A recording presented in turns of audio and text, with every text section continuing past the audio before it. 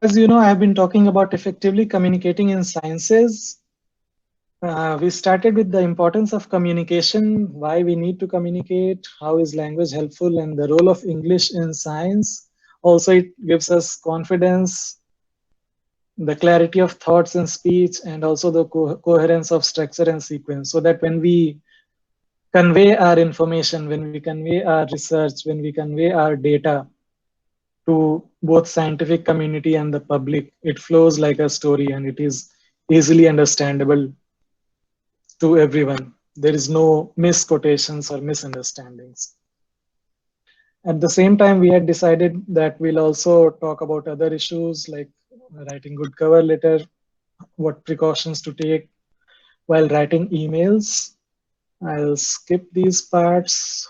So yeah, we discussed about effective email exchanges, how each component of email is important, right from the email ID to subject, salutations, the opening paragraph, and then finally a good signing off. So as I had said, the email needs to be a formal email whenever you are mailing to professors or to funding agencies or to universities. Then if you are applying for summer projects or dissertations, it's a good idea to also send a short proposal along with your email. It gives an edge to your application, and wherever specified and wherever needed, attach all your documents. If there is an online web portal, then definitely fill that out. Do not leave any important features.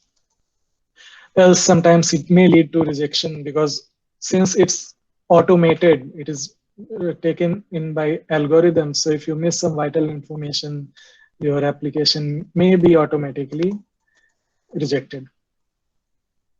Now, I had also said that these talks about summer internships and dissertation should be started early. Do not wait for the last month because there are so many students, and all the labs usually use the policy of first come first serve basis. So do not miss out on that, and then read about the lab, read about their work, let them know that you have read it and how that research can be taken further. And while writing your proposals, cite the papers which you have studied, and you should try to write it in your own words and cite the sources. So avoid plagiarism. Then we talked about CV and resume. CV is more like a credential based document where you list out all your diploma and degree and the certifications, your publications, if any, and the affiliations, and so on. While resume is usually a short competency based document which lists out your skills, your achievements, and so on. The take home message was that CV is and can be longer than 2 to 3 pages depending on your designation, depending on your achievements, depending on the number of publications, and so on. But resume is usually short. At the max, it goes up to 2 pages. Also, the format of CV can vary depending on the country or the continents. So be careful to know about the details or the history of the company before sending them the CV or resume. I had also highlighted what all points to include. Now, since you will be mostly applying to academic institutes or industries in the field of research, so your CV should contain your research summary, your qualifications, your achievements, experiences, publications, your participations in workshops, presentations at conferences, where I had highlighted that the presentation should be either poster presentation or an oral presentation. If you have just attended the conference, then you need not mention it unless you have a lot of space, which usually will be difficult. And then mention our other relevant skills related to organizing things, say your college fest or being part of some symposium in your university and so on.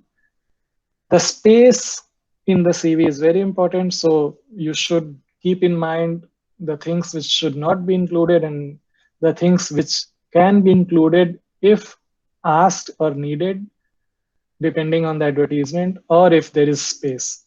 But do not never forget to include your contact details, both email ID and phone number, your address, your name, and if you have a ResearchGate ID or Scopus ID.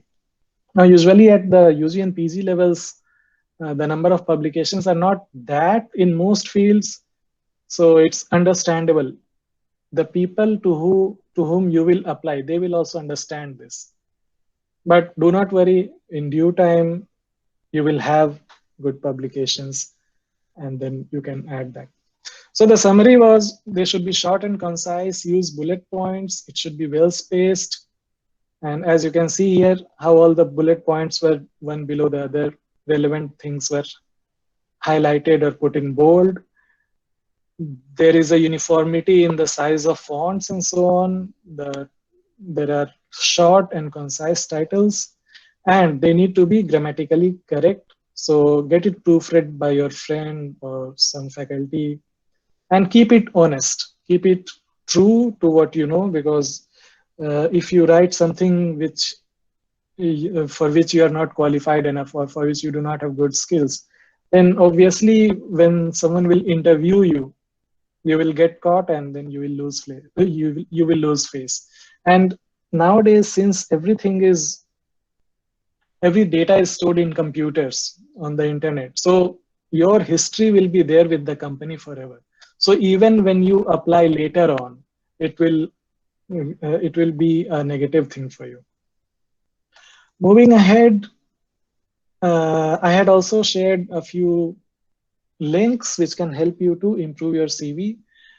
Now, last time I had discussed only the CV, but then some of our seniors thought that we should also show you a short format for resume so that when you apply to industries, you can use it, or even in general, you should have the idea so that you can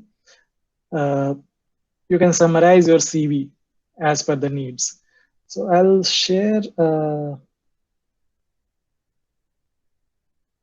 Look at this. This is an example of a resume. So your name and details. Then this is a typical format I got from a particular website, which I'll mention on the YouTube comment, so you can have a look. So give your summary, your current work summary, your key industrial skills. So list them one by one. Then your relevant work experiences.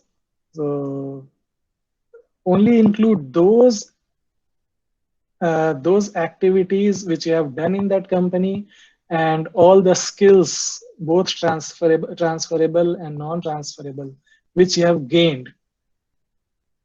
And then finally your education, affiliation, and some major awards and achievements. This should be good enough for your resume. I'm sharing resume of Dr. Felix, who is an associate professor at the Central University of Punjab. So look at his resume. Even though he has a lot of achievements and qualifications and publications, he has summarized his entire work into these 2 pages. So look at this. He started with experience at various institutes, his visiting professorship, his current designation of associate professorship, his summer fellowship, and so on. Then he has listed his major skills, his awards, then his educations, his major research, summary of his major research grants. So here he has written 7 major grants from these agencies. Now, had this been a CV, he would have listed the title of the grant, the year in which it was awarded, and so on. Then his teaching and training grants, he has mentioned 4 grants. Research supervision, wherein the number of students he has guided. So he has listed up details of postdocs, PhDs, MPhil, MSc, and so on.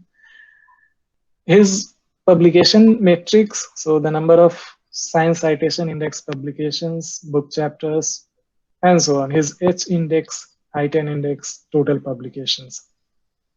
and then his major and notable research findings. So as you can see,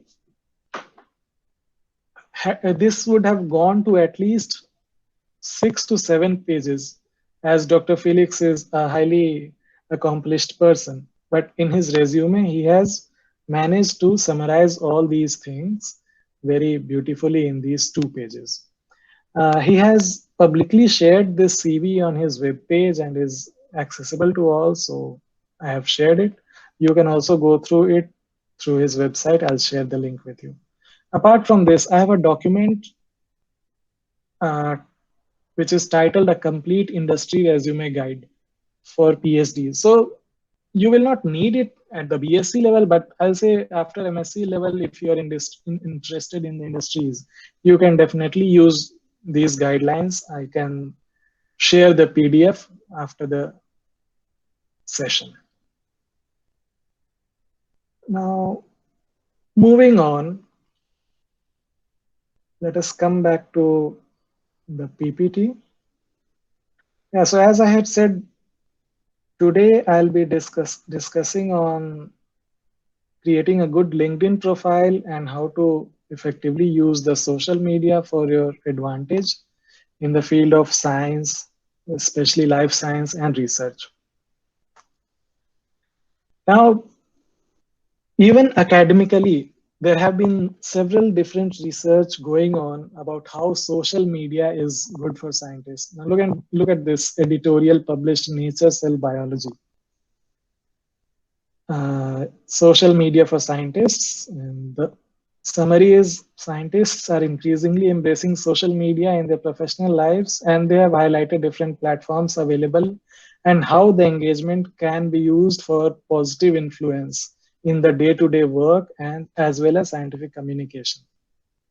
Now, let us not make it very academic and boring, but I have saved a web link wherein all such articles have been listed out. I'll share that also in the comment section. You can go through it. So what are the advantages of using social media like LinkedIn and Twitter for a researcher?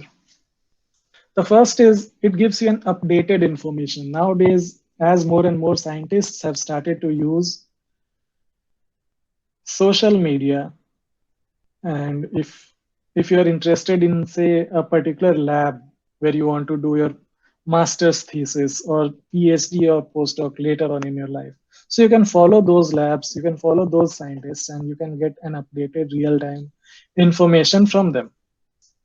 Also, in the earlier days, the advertisements used to come in the employment news and major newspapers in both English, Hindi, and the regional languages. But nowadays, that trend is going down. The labs, as such, do not advertise in the newspapers and so on. Usually, the advertisements are by universities. Also, the circulation of employment news and such documents are not as high as it used to be.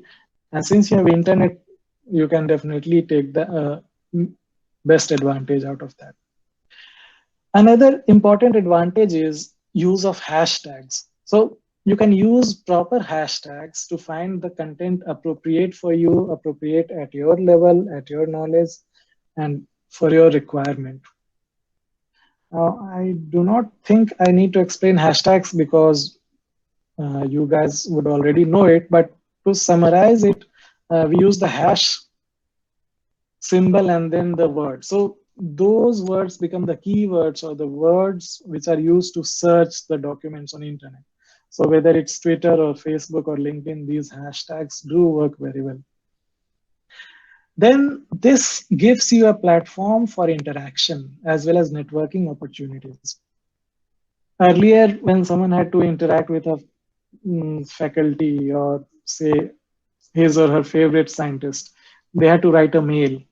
Then came the time of emails, and then you had to wait for a reply and so on. And usually people check their emails after a regular intervals. So you may have to wait depending on how busy they are when they check their mails and so on. But with social media, whenever you post something, it is immediately visible to your followers or to the people who are addressed in those posts. And at the same time, it is also visible to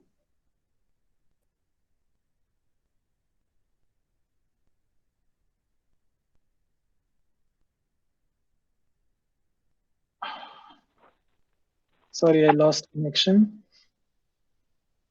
So this also, these posts are also visible to other people in that field, so they can also give valuable comments, and ultimately it becomes a good learning opportunity for you to learn things at that given time.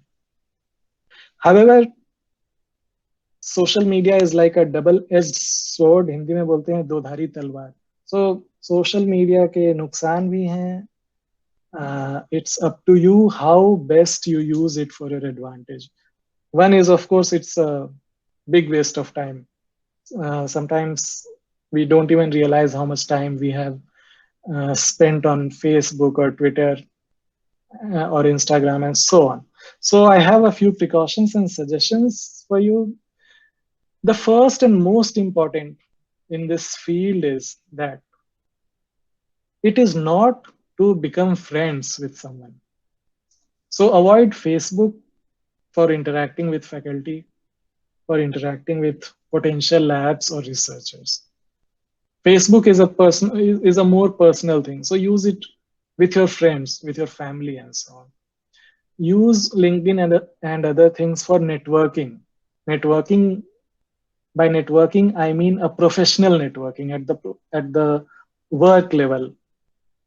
So related to your work, related to your education, and so on. Then a very important thing is not to share the sensitive informations, your sensitive personal information. For example, your, say, PAN number or Aadhaar number, your complete date of birth with your month, date, and the year, your passport number. I've seen some CVs or resume where people also mention their passport number. It's not needed, and you are actually it may lead to some trouble later on. Someone can use your passport number or your Aadhaar number, and you can land into trouble. So do not share such sensitive information. It is tempting when Facebook asks you to give all those details. I'll say just avoid it. Provide only what is needed. Next point is, do not add people just for the sake of adding. If you keep adding n number of people, your posts will start to get flooded with all sort of information, which you will not need at that given time. But more important, it can mask or hide that information which you actually needed related to your field or academics. So do not add people just for the sake of adding, add relevant people. And when you send your requests for networking and so on, it is always a good idea to add a note regarding the previous interactions with with that person, or how you came to know about the person. For example, you have heard so many people in this webinar series talking about various aspects of life science and life science research. So when you send them a request to get added in their network, in the message section, mention that you heard the talk in the Sanjeevani webinar and so on. Or write that you met that person in some conference, or when that person visited your university and so on. So this helps to connect with someone easily. So if I'll share my personal experience, or with what some of my seniors are also experiencing, is that they are getting several requests. Now we do not even know who that person is. Weird thing is, sometimes you lock your profile or you put your settings as private, or only for friends. And then when you send the friend request, we can know from your profile about you, who you are, how you have come to know me, or why you are sending me a request. So add that note, it adds a personal touch, and it also uh, helps the faculty to connect with you immediately. And then this goes without saying that you need to maintain a decent language and appropriate behavior and discipline. If someone will find your language offensive or insensitive, they may remove you from the network or you from the friend list and so on, or they may block you. So be careful about that. Now, I'll share some of these web-related features. Yeah, this is an entire collection of social media for scientists from Nature. So as you can see, various topics, look at this related to coronavirus. Coronavirus diaries, social media in an unsocial age. So how research related to coronavirus is being strengthened and shared among various scientists. Then tackling the misinformation related to science, related to health, and so on. Then using the lab website and using it to make a good impression, or transitioning from one phase of career to another phase, using Twitter to further your research career. So when you get time, go through these articles, read them. They're very well written and they'll give you a nice perspective. So I'll share this. Do not worry about the exact web address. Now I'll move to a typical LinkedIn profile, how you should frame it. As you can see, the first section is usually the name, and if you want, you can also mention your degree, the degree which is your latest or the current degree. Then provide your latest affiliation, your location. This much information is enough. You do not need to put your home address and other things and so on. Then there is a section called About. Mention here about yourself, about your academics, about any special awards and other skills which you have, professional skills, which will help you in two ways. One, when you contact with a faculty for networking, that person will read this and know about you, your professional skills. Second is when you apply for, say, jobs. So there also that person can immediately check you up on these platforms and know about you. Then in the experience section, mention all your experiences which you have. In the education section, you can start from your schools, college, and so on. Mention your major subjects. Then there is this section on licenses and certifications. Now, licenses and certifications are for genuine certificates which you have obtained after completing a specific course, fulfilling their credit requirements, and so on. So do not fill this section with all irrelevant certifications and so on. This section should be very carefully filled. There is a section on volunteer experiences. Volunteering means you have given your time to some organization and you have tried to help them, say, socially, scientifically, and so on. Volunteering experience is considered good and adds strength to your CV in several countries. So if it's a good cause, you should definitely mention it here. This part, skills and endorsements, is usually for other people who know you and who are acquainted with your skills, so they can sort of endorse you that yes, you know this skill and you have maybe, sorry, excuse me. So this is for your colleagues or friends who can endorse you for those given skills. The next section is recommendations. Recommendations is or testimonials can be provided here by your colleagues or your seniors or your faculty over here. So it's a good idea to ask them to give you some recommendations over here. You can also give recommendations to your friends or colleagues or your uh, juniors about their skills, their achievements, how good candidate they are, or they were in college, and how they can be helpful to different organizations. Then mention your accomplishments, your publications, if any language is known, the scientific organizations you are part of, and any specific course which you have carried out.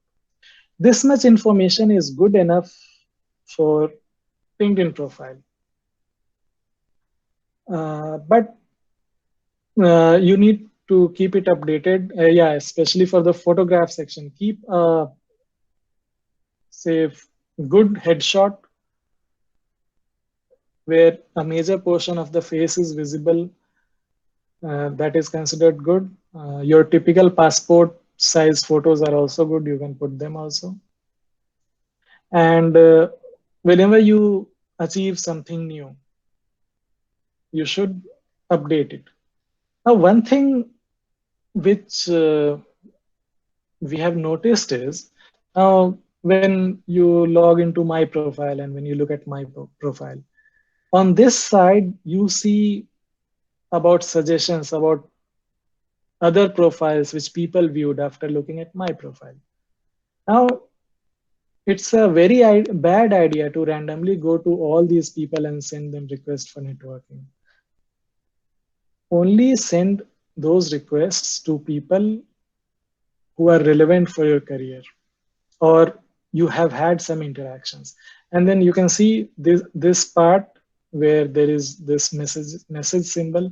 So add a note over there that why you want to connect with that person, how you know that person, and so on. And of course, there is a separate messaging section where you can interact later on.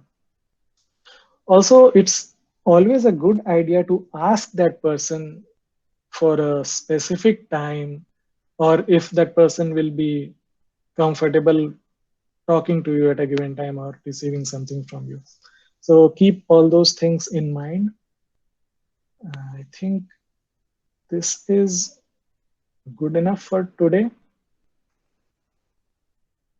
If you have any questions or doubts, we'll definitely discuss it, or you can mail later as well. Now with that, I'll stop sharing my screen. And if there are no questions, we'll move forward to our next speaker for today, who has already joined us.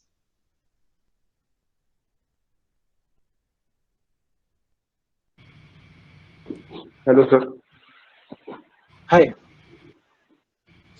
Sir, my question is Hmm. the course that SWAYAM that offer that NPTEL Mhm. that offer certificates also. So, sir, can we add that in LinkedIn profile? From Swayam. Yeah, NPTEL Uh, courses that are. yeah, usually those courses are proper courses, and for most of them, for many of them, you have to attend all the sessions. And I think in some of the courses, they also ask you to appear for some qualifying exam to Yeah, get the yeah, yeah, certificate. So yes, those certificates are definitely good, and they are also recognized by various universities yeah. as credit means. So definitely you should add those certificates. It's a good idea. O- Okay, sir. Thank you. Yeah, Dr. Pius. Yes, sir. Hello. Hi. Yeah, so I was just wondering if you can shed some light for the students that what is the benefit of having LinkedIn profile, how recruiters contact you directly through LinkedIn profile, and what are the keywords you should add that recruiters see in your profile. So it's a very good platform, and you can just shed some light, 2-3 lines, so that the students will know the importance of this. Otherwise, most of the students depend on Facebook, as you mentioned. So why they should have LinkedIn profile? Why it is important?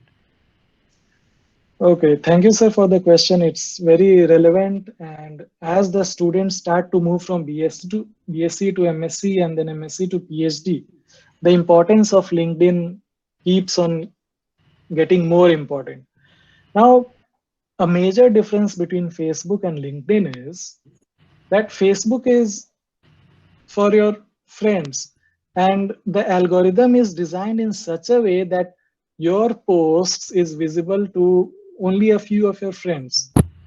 And the same goes with even recruiters or the labs and so on, unless they pay their money, unless they pay some money so that that particular post is shown to a large number of feeds. So usually the Facebook posts do not have a good reach. Usually scientists are not celebrities, so definitely their post will not have a good reach. And those who are strictly professional, they may not even look at your Facebook profile. So when it comes to professionalism, when it comes to say work ethics and so on, the leading recruiters, the HRs, the companies, say most biotech research companies and so on, so they prefer LinkedIn.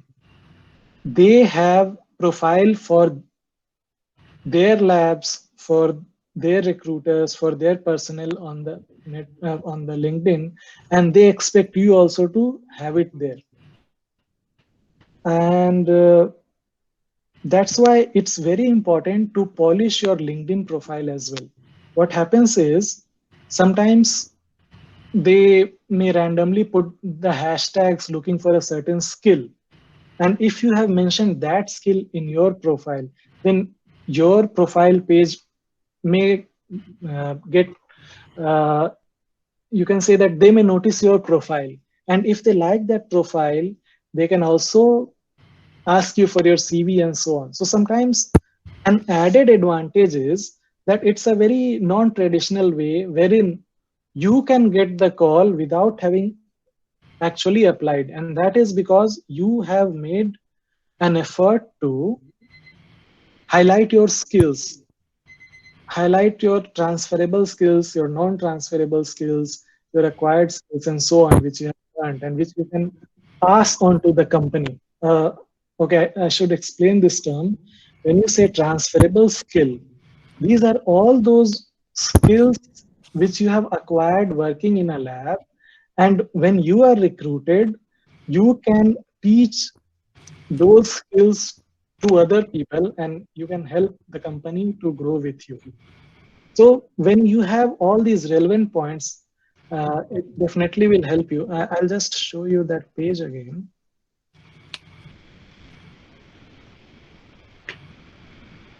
Yeah, look at this about section. So this is the section where you need to be careful while filling. This should be short and it should have all the keywords which or for which you will be contacted. So look at this. I have listed only those topics on which I work on. And I have only used major words. I have not even used full sentences because this space is limited, and use it to the best of your potential. If you look here, all star. So even LinkedIn has these parameters wherein it tries to see if you have filled all the relevant details. And when it feels that the profile is complete, it gives an all-star tag. However, it varies from field to field, so you should take an extra care from your side. I hope I have answered most of the questions by Lakshmi sir. If something is missed, can you please remind me, sir? Yeah, you. Hello. Yes, sir. Yeah, so you have answered most of the questions that I asked. So I want participants to ask much more questions. I'm sure if I have question at this level, you will also have many questions in your mind, and be vocal. Please ask. Speakers are here to help you. They will answer your question, and it will change your life. It's a life changing session. LinkedIn profile, I myself learned in PhD, and I told my brothers that they should have LinkedIn profile, and they have. And even before completing their course, they are getting offers. They are like Mhm. many of the IITians or IIMs person, they are contacting them to join their team because they have the relevant experience, they have the skill that Dr. Pius mentioned. So please join today. If you are attending this session, the the purpose of Dr. Pius lecture here is to tell you that how much LinkedIn is important. Even I am getting every week or the other, I get offer for a job that please sir, please join our company. Sometimes you go to them and they won't take you, but when they come to you, they will take you. So please join today. And as Dr. Pius mentioned, please leave a note that how do you know the person? Because if you send me, or if you send Dr. Pius any request, sir, I want to join, and you don't know, like we don't know that who you are, we will never accept that. Because why should I accept a BSc or MSc student in my profile? What is the benefit? What benefit do I have? But if I know that you are attending and you have attended the session, you have got relevant idea, it will be very easy for us also to accept your request. And all the, like, all the recruitment notices come there only on LinkedIn or Twitter. So if you see my profile, or Dr. Pius profile, or Dr. Pawan's profile, or any of the speakers profile, we keep on posting all the job options there. Any notice that comes to us, we immediately post on LinkedIn. So please be a part of LinkedIn. It's not promotion, but it's for your career. I'm not promoting. LinkedIn has not given me anything, but it's for your career. There are professionals, right? If you're looking for PhD, somebody, some scientist who will see that okay, this person has all the skills, and he or she will be a good fit. They can offer you. They would like to know you more about you, and there is informational interview session also in foreign. So you can ask them that I want to know something about the company or your lab, and what will be the good time, as Dr. Pius suggested, that ask for the time and they will give you time.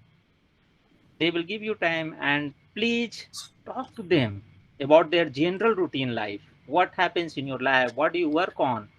What is the general timing for work there?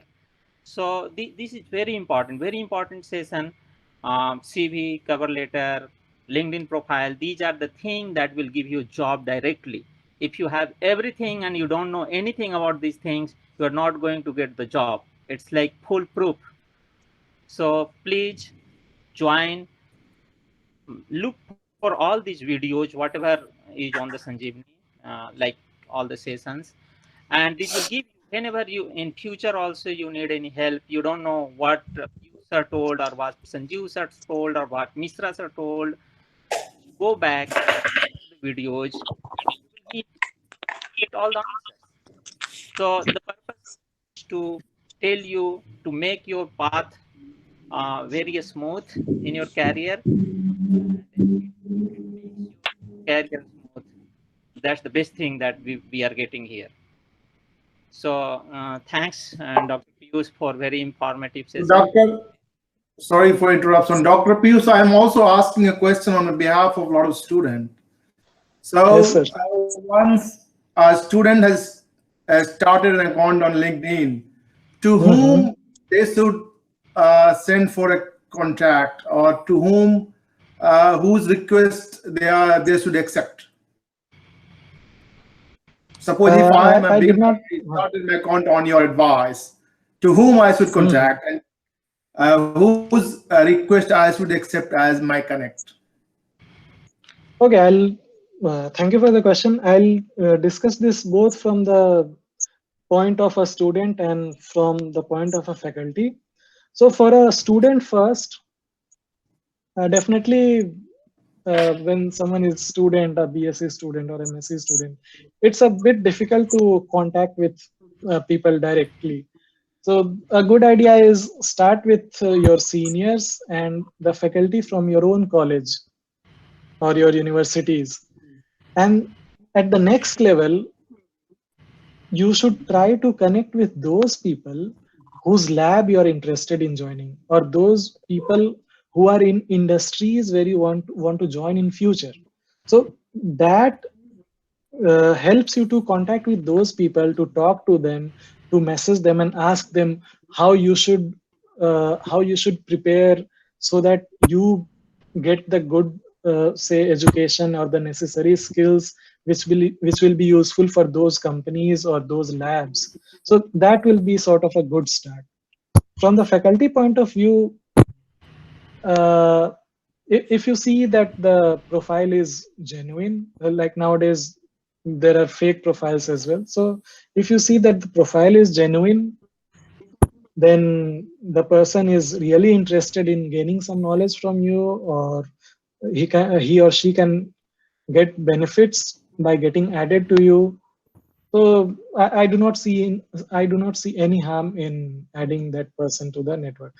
In science, the it's in science it's important to spread the knowledge, and if you're adding some student to your networking can help him to grow or help her to grow further, then definitely that is a good step connecting to each other. So and also in science, it's like one of my co-mentors used to say that there is no senior or junior in science.